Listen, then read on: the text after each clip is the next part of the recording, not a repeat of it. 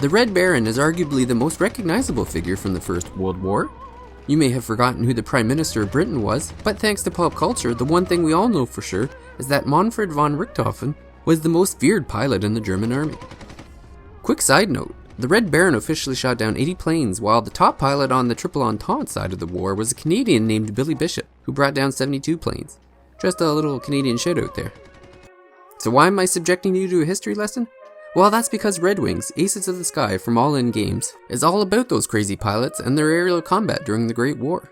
After choosing which side of the war you'll be fighting on, the point of the game is aerial domination in a biplane or triplane through a number of different missions, loosely based on the war. Flying a plane feels pretty good. The left stick controls the direction, the right stick controls the speed. Attacking with the front-mounted machine gun is done with the shoulder buttons, while actions are mapped to the face buttons. Flying is incredibly easy. The plane just goes in the direction that you're pointed in. No worrying about crashing from dangerous maneuvers or anything like that. A barrel roll is done with a button and provides a temporary invincibility. A cooldown period prevents the abuse of this feature, so I would usually just save them for when I was about to crash into an enemy.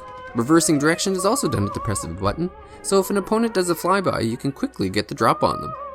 My favorite maneuver though is the auto kill that charges after each downed enemy. When a rival pilot is low on health, your pilot can pull out a handgun and pick them off. It's a neat animation and a nice historical nod. The combat is pretty fun, but shooting down planes can wear out its welcome after a while. Luckily, the mission structure has some variety to keep things a bit fresh. Mixed into the combat scenarios are bombing runs and agility challenging fuel pickups. I'm fairly certain that there was no mid-air refuelings in World War I, but I still appreciate the variety. Speaking of variety, unlocking abilities and power-ups can be earned through gameplay. Objectives for each mission provide stars, which then can be exchanged for power-ups to the aircraft. Regardless of which side you're on, the upgrades are permanent and will follow you if you decide to switch sides after a bit. Different style of airplanes are also unlockable, and the method to unlocking them is clear in the menu.